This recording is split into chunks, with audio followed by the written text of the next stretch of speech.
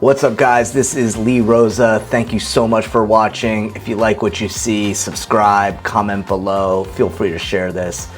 I am a real estate coach, 19-year real estate vet, and today we're going to talk about the 7 components of a real estate business.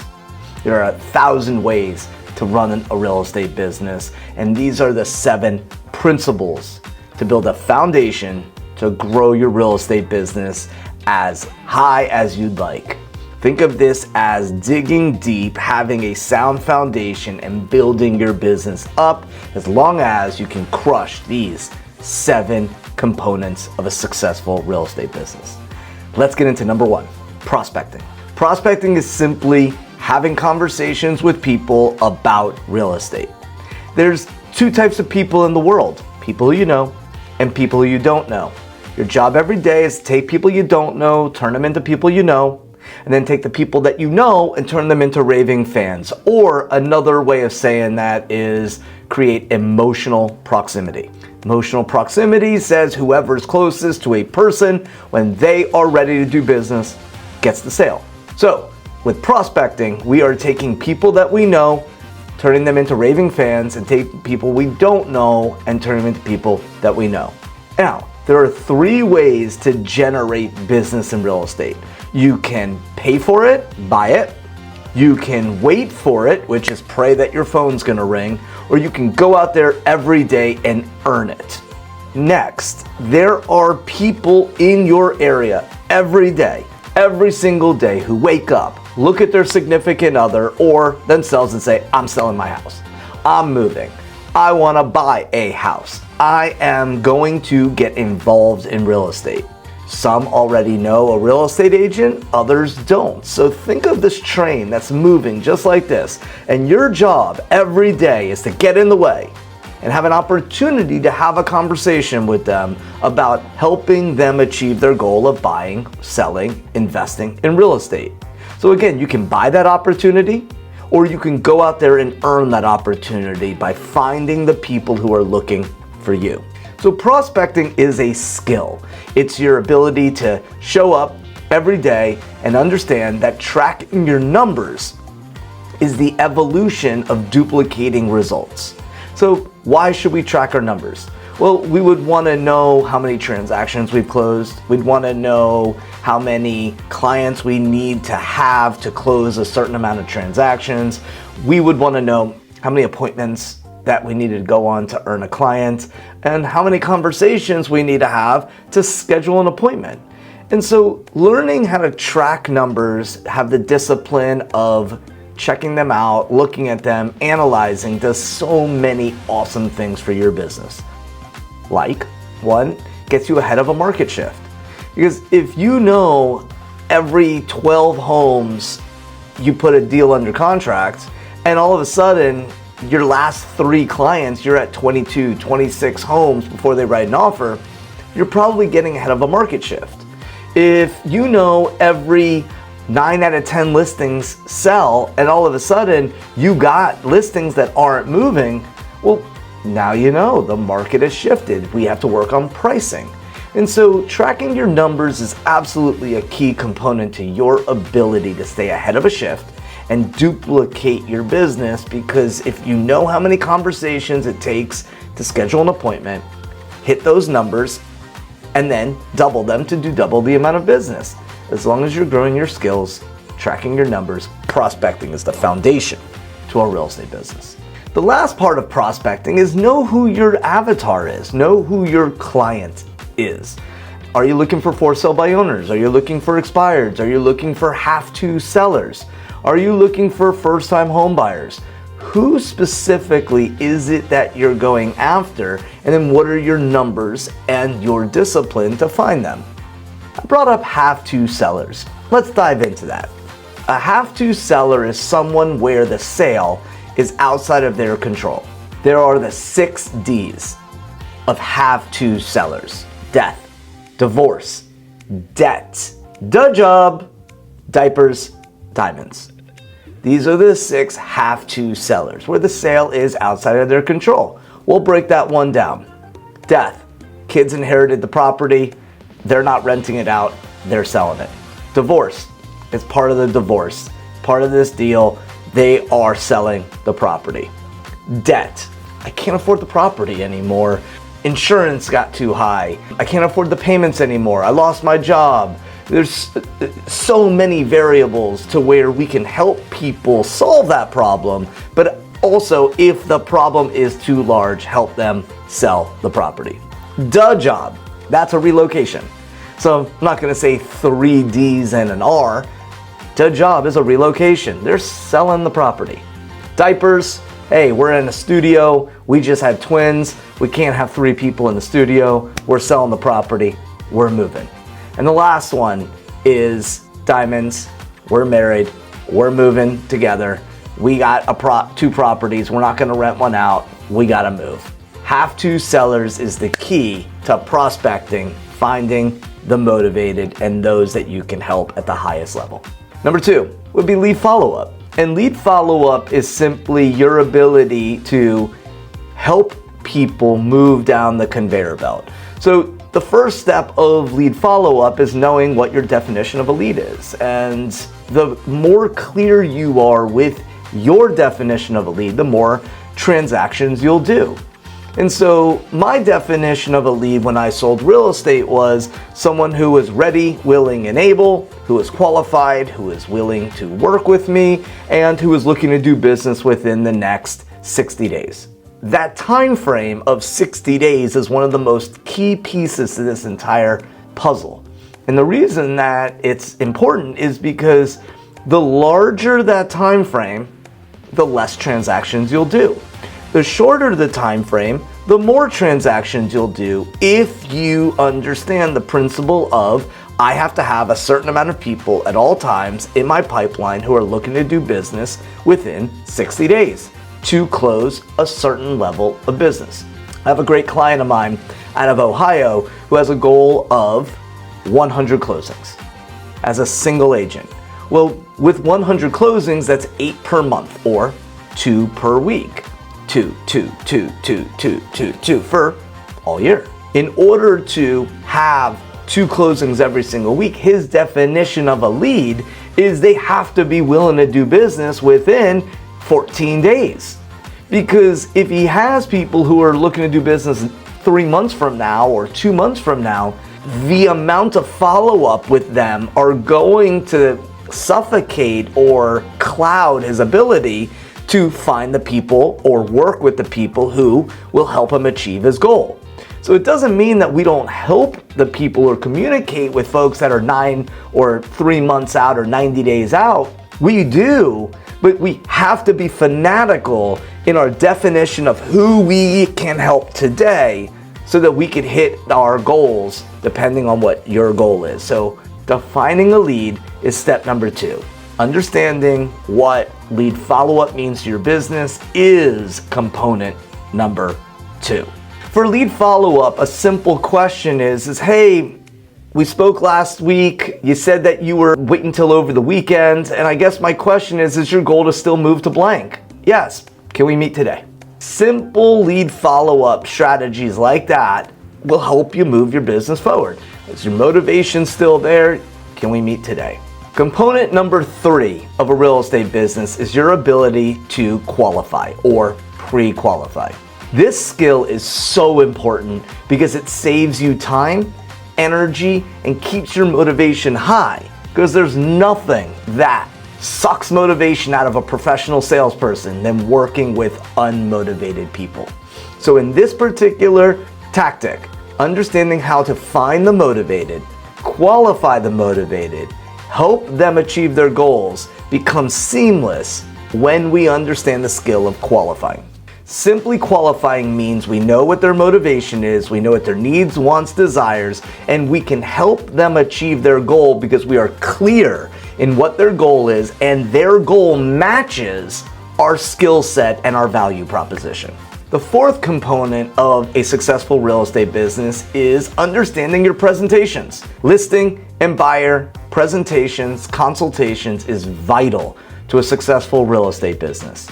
When you understand dialogues and help facilitate dialogues. You're able to help a buyer and a seller move down your value proposition easier, and it allows you to get better because you're saying the same things, and you can evolve faster and easier because coaches can help find your weak spots versus you just making stuff up every time. Whenever you talk to somebody, it's like pew, pew, pew, pew. Nobody wants that. The clients don't want that. You don't want that. And when you behave like that, you are absolutely vulnerable to a market shift. Whereas if you embrace a listing presentation where you say the same thing to each person based on their value and their needs, we can duplicate results, save time, and help the client move on with their life easier and better.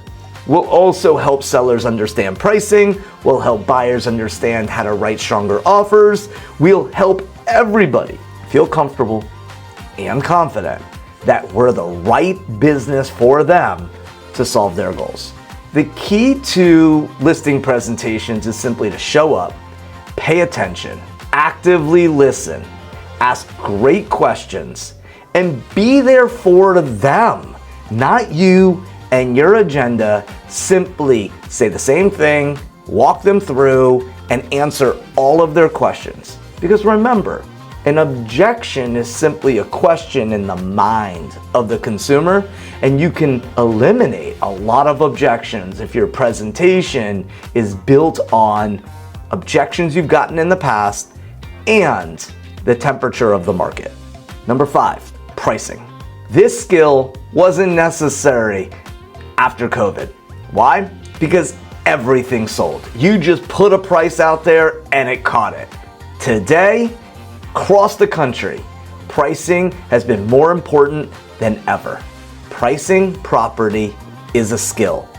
Getting price adjustments is a different skill because no seller wants to just drop their price. However, pricing property is absolutely one of the most important aspects, if not the most important aspect, of selling real estate. Learning absorption rate and month supply of inventory is vital to your ability to sell more real estate in less time. So let's dive into that. Absorption rate is the rate at which properties are being absorbed in the current market. 20% absorption is a balanced market. Balanced market means prices are kind of going up, going down. They're balanced. There's not a real range of the last property that sold or the last property came on the market. Balance. Anything under 20%, we're moving into a buyer's market. Anything over 20%, we're in a seller's market. Well, the farther away we are from 20, the intensity of the market. And another statistic is month supply of inventory.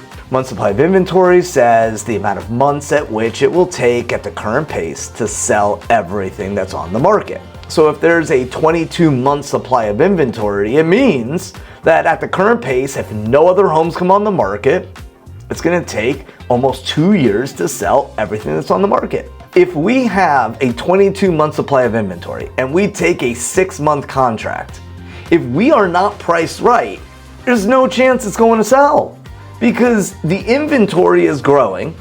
And if we're not the best valued property, condition, looks, location, at the lowest price, we're going to be part of the statistic as to why there's 22 months of inventory. Here in South Florida, there's some aspects of the market here that have upwards of 30 to 40 months of inventory in 2024. It's bonkers. And so for a seller that says, if I don't get my price, I'm not gonna sell, they're not gonna sell. How do I say that with confidence? Because there's almost 4 years of inventory. And with that said, that's what is happening. Agents are saying, well, all right, I'll take the listing. And would you believe 60%? 60% of all listings right now that are vertical in South Florida are expiring. We're talking 2, 3, 4 years of inventory and 6 out of 10 properties are expiring. Pricing property is absolutely a skill, and getting price adjustments is the next skill. Listings are just like fresh fruit. The second you buy them, you bring it home, you're like, wow, this is nice. You put it on your counter, friends come over, you'd want to share it. Hey, would you like a melon? Would you like a banana? But the longer that they sit on your counter, you may not want to tell people that you got it. And after a couple more weeks, it's something you want to avoid. You're not going to brag that you got a banana on your counter for 3 weeks. Listings are just like fresh fruit. The longer they're out, people are going, what's wrong?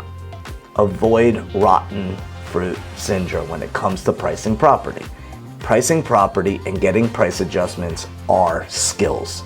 Sixth component of a successful real estate business is practice and role play, taking time to perfect your craft. Phil M. Jones says the worst time to think about what to say is when you're gonna say it. So if you practice what to say, like surgeons practice how to not kill people, and pilots practice takeoff and landing so they don't kill people. Well, look, we're not pilots and we're not surgeons, but this is financial surgery on the largest investment most people own.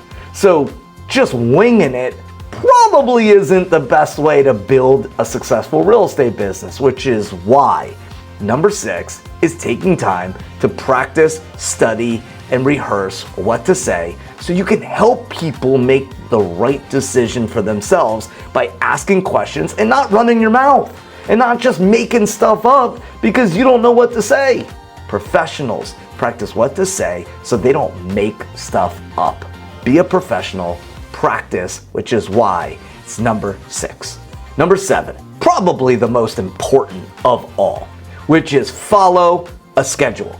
My favorite part of recruiting over 1,000 agents is agents saying, I got into real estate for the flexibility. And the flexibility is exactly why they fail at the business. If you follow a schedule, you're in control. Time management, managing your time, is a skill. Taking the time to know what you should do, taking the time to execute on what you say you're going to do is a skill. Folks get into this business so that no one can tell them what to do. At the same time, the reason most agents fail is because no one tells them what to do, and they just run out of money. Don't be that agent. Follow a schedule that involves the morning of generating business and the afternoon servicing the business. Very, very simple. There are 5 components of a real estate business that should be in your schedule every day. Number 1, practice. Where in your schedule is practicing what to say, studying what to say, writing out what to say, chanting what to say, calling a friend or a colleague and rehearsing back and forth as a buyer, as a seller, as an agent. Number 2, generate leads. Speak to people you don't know and the people that you know to generate opportunities to sit on appointments. Number 3, follow up. Follow up has to be on our schedule because here's the craziest fact. Almost 8 out of 10 of your appointments will come from follow-up, not from the original conversation. So if follow-up is not in your schedule, you're missing almost 80% of your possible appointments. Number 4, which is appointments. Appointments have to be in your schedule. And if you don't have an appointment for that time block, we should be generating appointments, which means we go back to lead follow-up and lead generation, which was 2 and 3. We practice what to say for efficiency. We speak to people we know and we don't know, generating leads. We then speak to the people who weren't ready, which is follow-up, which then moves us into appointments. So if you don't have appointments, we then spend more time generating business. And then number 5, negotiate contracts. Negotiating contracts is an absolute vital part of this business that we really shouldn't delegate out. So it should be in your schedule and you can let everybody know when you'll get back to them based on your schedule. Here's a fun fact. If you were to declare that I'm gonna follow a schedule for 30 Saturdays a year, which means you're gonna take off 22 of them, you will add an entire month to your year. 30 days, a month as on average, 30 days. You'll literally add, as a salesperson, an entire month of opportunity to your year. Now, if you decide, hey, look, I like my weekends, I'm just gonna do 20, well then you added an entire work month to your year. And so it's not about working, it's about generating business, setting up your week, and executing on what it takes to sell the amount of real estate that you need to sell to make the amount of money that you wanna make. So let's review the 7 components. Number 1, prospecting. Number 2, follow-up. Number 3, qualifying your appointments. Number 4, your presentations. Number 5 is pricing and getting price reductions. Number 6 is practice time. And number 7, scheduling. I hope that you got value out of today. I'm curious which one's your favorite. Hey, reminding you, subscribe, hit that little button, enjoy. Hopefully I'm entertaining you, and check me out in the next video. Thanks so much for watching.